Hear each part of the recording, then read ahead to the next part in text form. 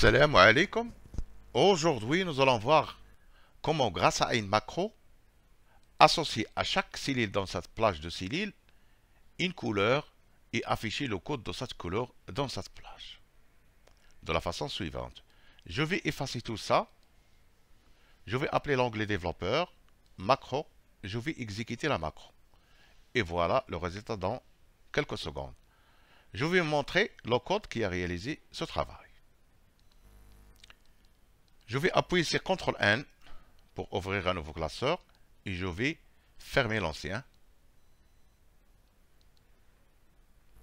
Je vais appeler l'onglet développeur, Visual Basic, Insertion, Module. Je vais écrire Sub, Couleur.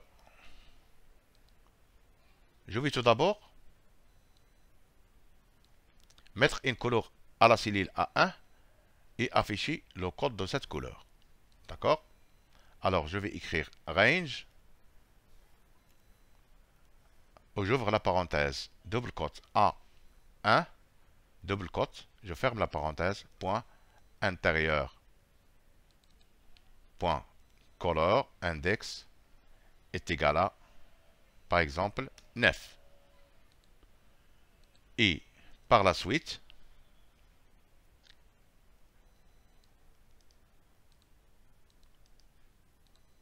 range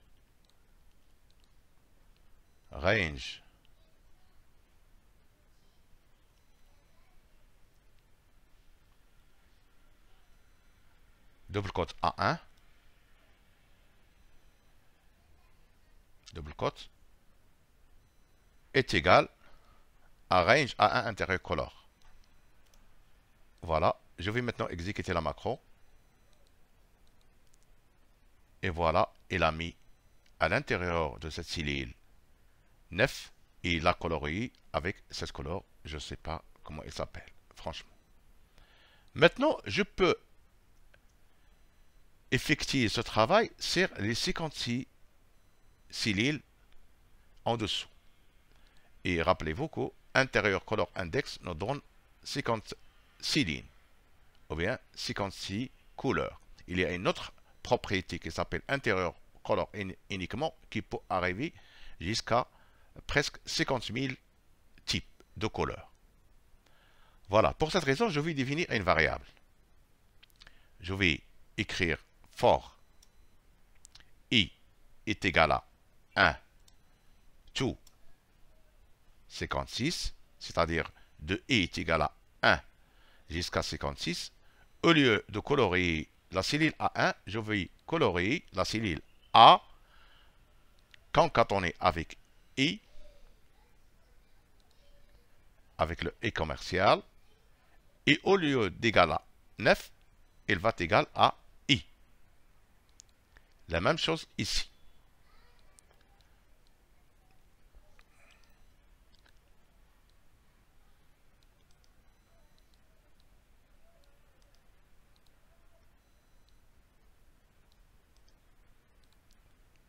Voilà, je vais exécuter le code. Voilà, j'ai oublié next, next, i, exécuter, réinitialiser, exécuter, et voilà le résultat. Maintenant, il me reste une autre chose, c'est comment arriver à mettre côte à côte chaque plage qui contient 8 cellules. Je vais aller à l'onglet développeur. Je vais le demander de commencer à partir de la cellule 9 jusqu'à la dernière cellule. Et puis, couper cette plage de cellules et la mettre à côté. Et la place suivante jusqu'à la fin. D'accord? Alors, encore une fois, je vais définir une variable. For x est égal à 9, parce qu'il va démarrer de la cellule 9, to range A 100 point end, j'ouvre la parenthèse, xlf point row, voilà. Il va démarrer la macro de la cellule du numéro 9 jusqu'au... C'est un code qui détermine l'index de ligne de la dernière cellule non vide. D'accord? Et je vais maintenant sélectionner et couper, et ne pas copier, et copier une plage de cellule et non une cellule. Donc ce que je peux faire, je vais tout d'abord sélectionner la plage de A9 jusqu'au A17, je crois. Voilà, je vais écrire cell, j'ouvre la parenthèse, tout d'abord X, parce que il va démarrer par 9, X, et je reste sur la colonne numéro 1, je ferme la parenthèse, virgule, cell, j'ouvre la parenthèse, X plus 7 pour arriver à la cellule 18, je crois, virgule, et je reste toujours sur la colonne numéro 1 et je ferme cell et range, point, select. Et je veux qu'il saute par 8 étapes. Step 8. Après, qu'est-ce qu'il va faire? Il va copier cette sélection.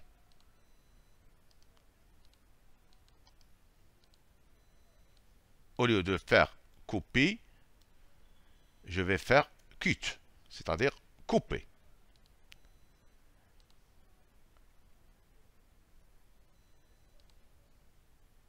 Et n'oubliez pas Next X. Et après, qu'est-ce qu'il va faire? Il va sélectionner la cellule à côté de la dernière cellule non vide de... Et il va prendre en considération les colonnes et non les lignes. D'accord?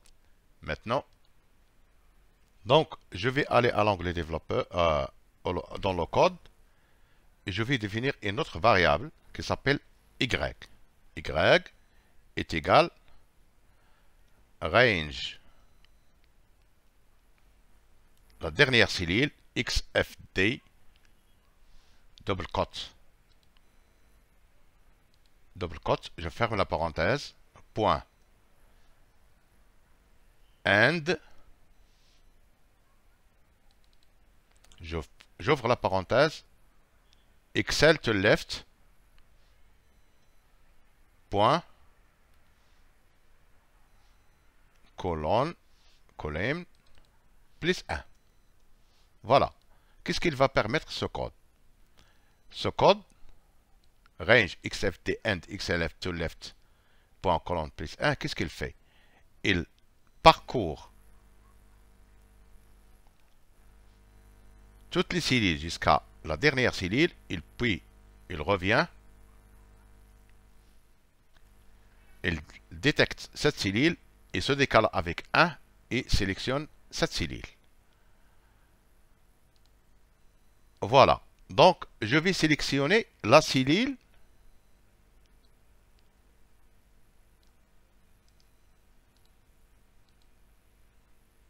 la dernière cellule dans les colonnes, et puis je vais me décaler avec 1. Voilà. Je vais écrire Excel. Je vais toujours rester sur la même ligne.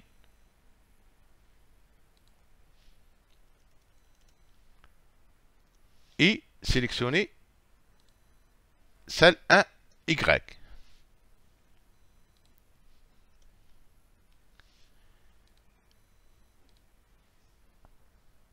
Voilà. Select. Je vais sélectionner cette cellule. Et puis, je vais coller la plage que j'ai couper d'ici. Je vais écrire active sheet.paste. D'accord? Maintenant, je vais exécuter le code et voir ce qu'il va donner. Il débug par pourquoi. Voilà, il a sélectionné la plage appropriée, mais il n'a pas détecté la dernière cellule non vide du point de vue de colonne parce que j'ai oublié de mettre le 1 ici. Voilà, je vais réinitialiser et je vais exécuter le code. Et voilà le résultat. Maintenant, je vais ajuster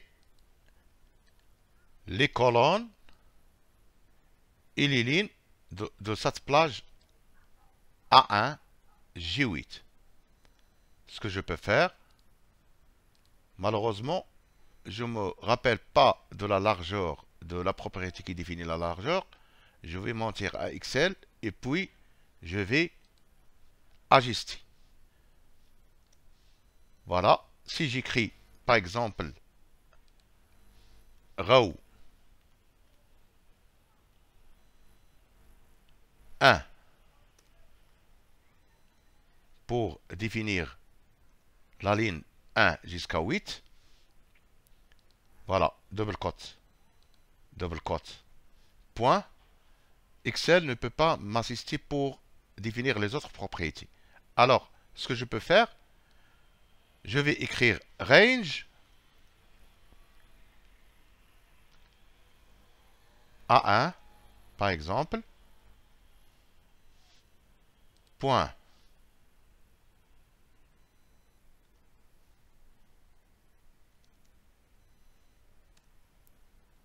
round height égale à, par exemple, 48. Et je vais changer range par rows, c'est-à-dire colonne. C'est une technique que j'utilise souvent pour se rappeler de la syntaxe de la propriété que je cherche. 8.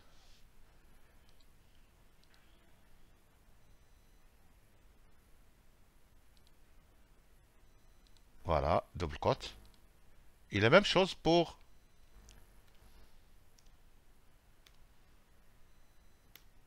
la colonne, ou bien les colonnes.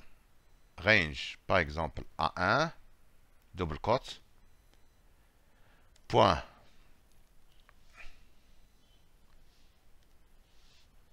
colonne 8 est égal à 26. Et je vais changer la cellule A1 par colonne,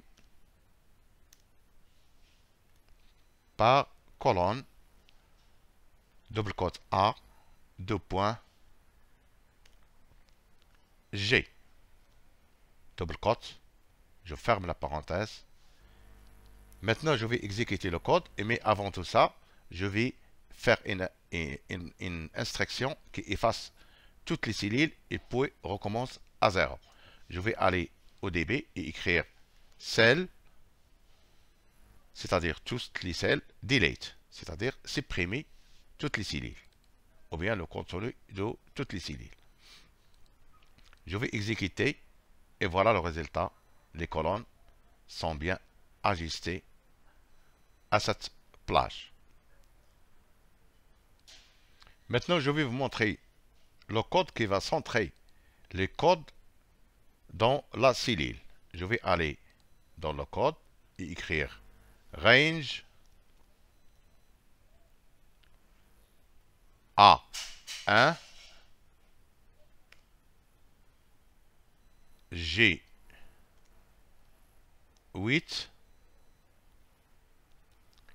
point horizontal alignement est égal Excel centre.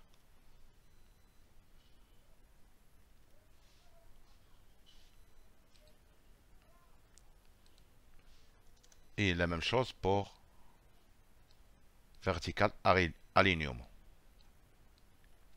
Voilà, je vais copier ça pour ne pas répéter l'écriture. Point vertical alignement est égal Excel centre. Je ne me rappelle pas si il y a un E ou non, mais je vais exécuter la macro. Voilà, il n'y a pas de E ici.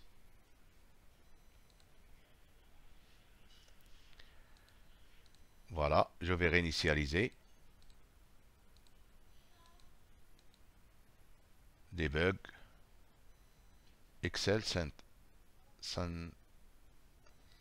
non, non, c'est pas ça. Non, Excel Center. ER. ER. Voilà. Je vais réinitialiser et exécuter. Et voilà le résultat.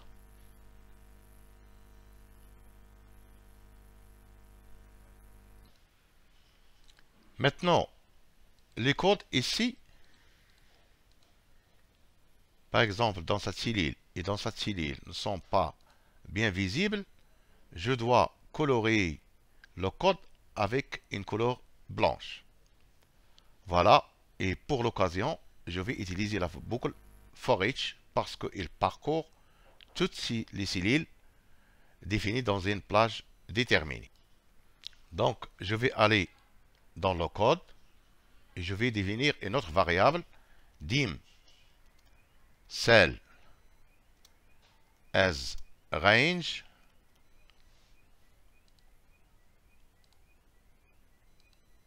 as et non pas as range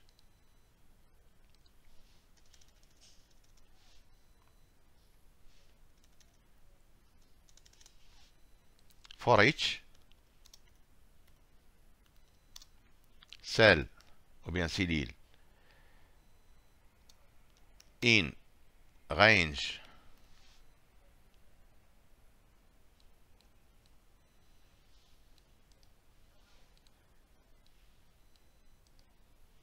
c'est-à-dire pour chaque cellule de la plage A1 jusqu'à G8, si je vais écrire tout d'abord range et puis je vais la changer avec cell range A1 double quote point intérieur point color index est égal à le code de cette cellule est égal à 1. Dans ce cas, then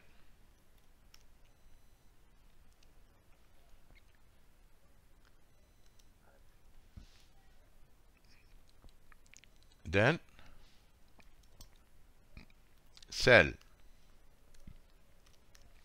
intérieur point color index est égal à 2 pour afficher la couleur blanche. Voilà. And if, il faut que je boucle la condition et next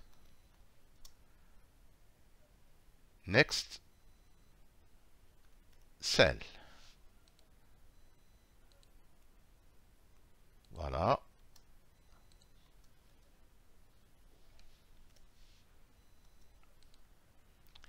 Mais je veux qu'il parcourt toutes les cellules.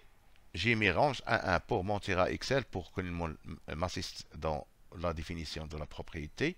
Il faut que j'écris cell. D'accord? Je vais maintenant exécuter le code.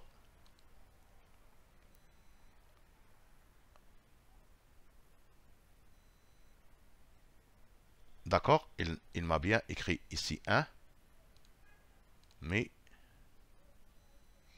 non, c'est pas intérieur color, mais fond color. Voilà. Je vais exécuter le code maintenant.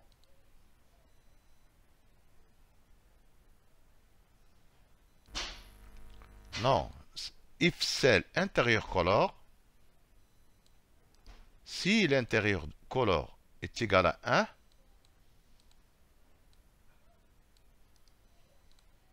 alors le fond color index est égal à 2. Je vais exécuter maintenant. Et voilà, c'est très bien. Donc, je peux ajouter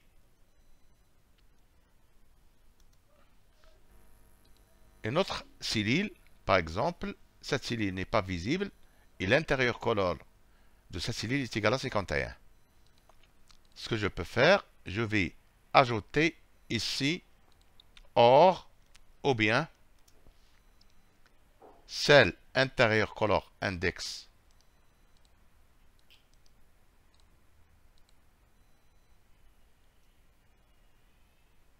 est égal à,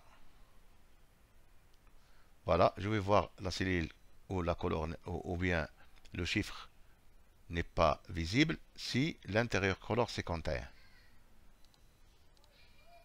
51.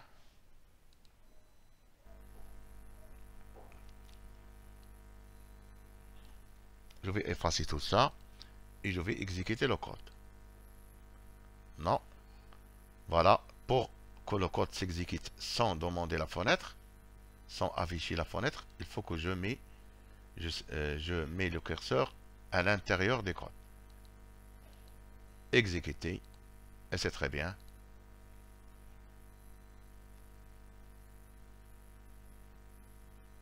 Je sais que il y a pas mal de vous, de personnes qui vont dire que c'est pas intéressant, mais je crois, moi-même, j'ai tombé dans plusieurs bases de données où les personnes ont travaillé avec des couleurs, et pour traiter ou analyser ces barres de données, il faut que je réalise, il fallait que je réalise des codes VBA pour détecter les codes des couleurs. J'espère que cette vidéo va vous plaire et je suis certain que vous aurez besoin de manipuler les codes de cette manière un jour. N'oubliez pas de s'abonner à ma chaîne. Merci. À bientôt.